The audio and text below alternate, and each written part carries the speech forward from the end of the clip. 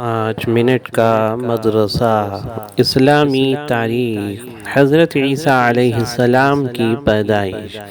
قرآن میں اللہ تعالیٰ نے حضرت عیسیٰ علیہ السلام کے ناموں کا ذکر مختلف اعتبار سے 59 مرتبہ کیا ہے۔ ان کی پیدائش اللہ تعالیٰ کے قدرت کی ایک بہت بڑی نشانی ہے۔ ایک دن حضرت مریم کسی ضرورت کی وجہ سے بیت المقدس کی مشرقی جانب گئی ہوئی تھیں کہ اچانک ایک فرشتے نے یہ خوشخبری دی کہ اللہ تعالیٰ تم کو ایک بیٹا عطا فرمائے گا جس کا نام عیسیٰ بن مریم ہوگا۔ حضرت مریم نے کہا میری تو شادی بھی نہیں ہوئی، لڑکا کیسے ہوگا؟ فرشتے نے کہا اللہ کا فیصلہ ایسا ہی ہے اور یہ اللہ کے لیے آسان ہے۔ پھر ایسا ہی ہوا کہ حضرت عیسیٰ علیہ السلام اللہ کے حکم سے بغیر باپ کے پیدا ہوئے۔ جب لوگوں نے دیکھا تو بہت تعجب کیا اور کہا مریم تم نے یہ کتنا بڑا گناہ کیا ہے۔ حضرت مریم نے کوئی جواب نہیں دیا بلکہ بچے کی طرف اشارہ کر دیا اور بچہ بول پڑا میں اللہ کا بندہ ہوں، اس نے مجھے کتاب دی ہے اور نبی بنایا ہے، جہاں بھی میں رہوں مجھے بابرکت بنایا ہے اور جب تک زندہ رہوں اللہ نے مجھے نماز اور زکوٰۃ کا حکم دیا ہے اور مجھے اپنی والدہ کا فرما بردار بنایا ہے اور مجھے نافرمان اور پتھر دل نہیں بنایا، اور اللہ تعالیٰ کی طرف سے سلامتی ہے مجھ پر اس دن بھی جب میں پیدا ہوا اور اس دن بھی جس دن میں مروں گا اور اس دن بھی جب مجھے دوبارہ زندہ کر کے اٹھایا جائے گا۔ بچے کی ایسی باتیں سن کر قوم حیران رہ گئی اور حضرت مریم سے ان کی بدگمانی عقیدت میں بدل گئی۔ اللہ کی قدرت، سورج کی منزل۔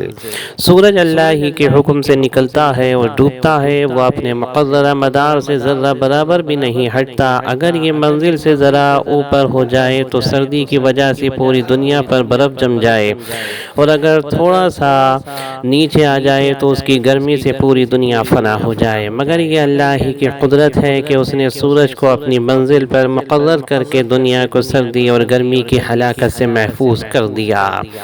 ایک فرض کے بارے میں تقدیر پر ایمان لانا۔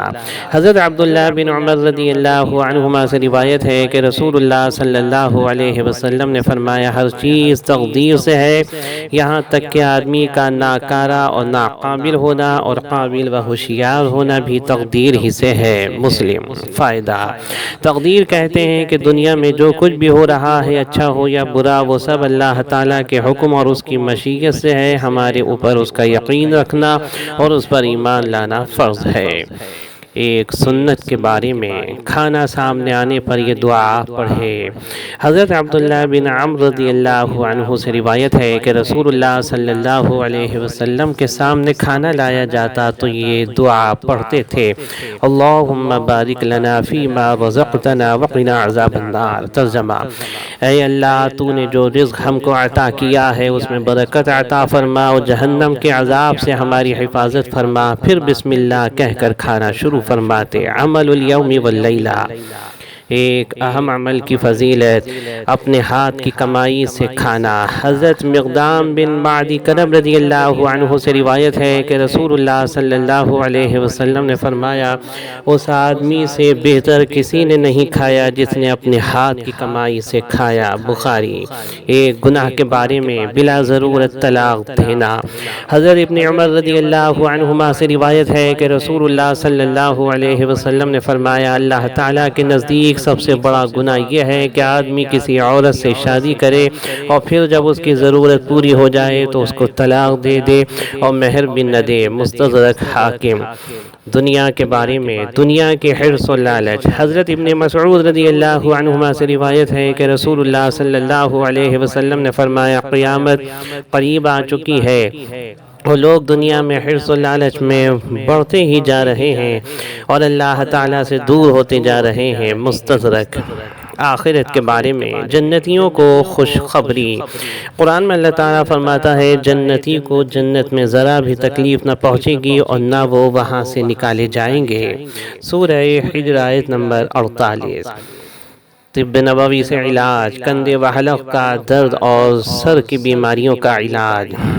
حضرت انس رضی اللہ عنہ سے روایت ہے کہ رسول اللہ صلی اللہ علیہ وسلم اپنے گردن کے پہلو پہلوی حصوں اور گردن کے نیچے والے حصوں مونڈھوں پر پچھنا لگوایا کرتے تھے۔ ترمذی۔ فائدہ: مونڈھوں کا پچھنا کندھے اور حلق کے درد کے لیے مفید ہے، اور گردن کے پہلوی حصے کا پچھنا سر کی بیماریوں اور چہرہ، زبان، آنکھ، کان، ناک کی بیماریوں میں بے حد مفید ہے۔ طب نبوی۔ قرآن کی نصیحت۔ قرآن میں اللہ تعالیٰ فرماتا ہے، اللہ کا دیا ہوا رزق کھاؤ پیو اور زمین میں فساد مچاتے مت پھرو۔ سورہ بقرہ آیت نمبر 60۔